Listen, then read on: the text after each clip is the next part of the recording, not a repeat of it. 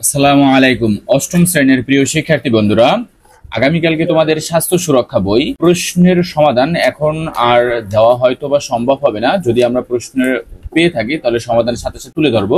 এর জন্য আমরা অনিশ্চয়তায় না থেকে স্বাস্থ্য সুরক্ষা বইয়ের আগামীকালকে যে ষান্মাসিক সামষ্টিক মূল্যায়ন হবে তোমার, তার গুরুত্বপূর্ণ প্রশ্নগুলো অথবা চূড়ান্ত সাজেশন হিসেবে আমরা কিছু প্রশ্ন তুলে ধরবো তোমাদের মাঝে, যেগুলো তোমরা এখন অনুশীলন করবা বিভিন্ন মাধ্যমে। চলো আমরা চলে যাই তোমাদের স্বাস্থ্য সুরক্ষা বইয়ের প্রথম থেকে শেষ পর্যন্ত আলোচনা করব। তোমরা জানো তোমাদের এই স্বাস্থ্য সুরক্ষা বইয়ের সিলেবাস হচ্ছে 70 পৃষ্ঠা পর্যন্ত, অর্থাৎ সূচিপত্রে আমার আত্মবিশ্বাস আমার পাথেও এই পর্যন্ত তোমাদের সিলেবাস রয়েছে। চলো দেখি আমরা গুরুত্বপূর্ণ কি কি সাজেশন গুলো পড়ে আসবো। সর্বপ্রথম তোমাদের এই প্রশ্নটি পড়তে হবে, সুস্বাস্থ্য চর্চায় আমার পছন্দের ব্যক্তির কাজ এবং তার প্রভাব। যেরকম তুমি এখানে ব্যক্তির কাজ হিসেবে তুমি লিখে দিতে পারো, এখানে পিতা, তোমার পিতার কাজ কি?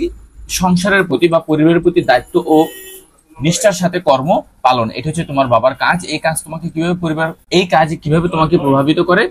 মনে রাখবে, তোমার পরিবারের প্রতি দায়িত্বশীল হয়ে গড়ে ওঠার প্রভাব বিস্তার করে তার পিতার কাজে। তুমি এখানে লিখতে পারো, সাকিব আল হাসান, তার খেলা দেখে তোমার ভালো লাগে এবং তার মতো খেলা শিখতে চাও। দিতে পারো খেলোয়াড় মেসি, তার মতো তুমি ফুটবল শিখতে চাও। দিতে পারো তোমার শিক্ষক, তার মতো শিক্ষাদান করতে চাও বা ভালোভাবে তুমি শিখতে চাও। অর্থাৎ এই বিভিন্ন ব্যক্তি এবং ব্যক্তির কাজ এবং এই কাজের প্রভাবগুলো তোমরা এখানে বর্ণনা করবা। তাহলে সবচেয়ে গুরুত্বপূর্ণ প্রশ্ন হচ্ছে তোমাদের তোমার পছন্দের ব্যক্তিকে এবং ওই ব্যক্তির কাজের প্রভাব কি। একটি প্রশ্ন গেল। চলো আমরা দ্বিতীয় গুরুত্বপূর্ণ প্রশ্নটিতে চলে যাই। দ্বিতীয় গুরুত্বপূর্ণ তোমার প্রশ্ন হচ্ছে ভালো থাকার জন্য সহায়ক কাজ ও অভ্যাস। তোমার ভালো থাকার জন্য কোন কোন অভ্যাস গড়তে হবে এবং এই ভালো থাকার সহায়ক কাজগুলো কি কি তা তোমরা উল্লেখ করবা বিভিন্ন কর্ম পরিকল্পনার মাধ্যমে। সবচেয়ে গুরুত্বপূর্ণ প্রশ্ন হচ্ছে তোমাদের এটি, আমার ভালো থাকা।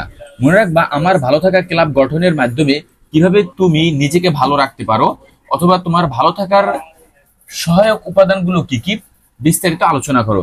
তাহলে তোমার ভালো থাকা নির্ভর করে শারীরিক স্বাস্থ্য, মানসিক স্বাস্থ্য এবং সামাজিক স্বাস্থ্যের উপরে। তোমরা প্রথমে ভূমিকা লিখবা, এরপর শারীরিক স্বাস্থ্য সম্পর্কে বিশ্লেষণ করবা বা ব্যাখ্যা করবা, মানসিক স্বাস্থ্য এবং সামাজিক স্বাস্থ্য সম্পর্কে বিশ্লেষণ করবা। এর পরের প্রশ্নটি হচ্ছে এভাবে থাকবে, খাবার তৈরি, সংরক্ষণ, পরিবেশন ও খাদ্য অপচয় রোধে তোমার করণীয়গুলো কি বর্ণনা করো।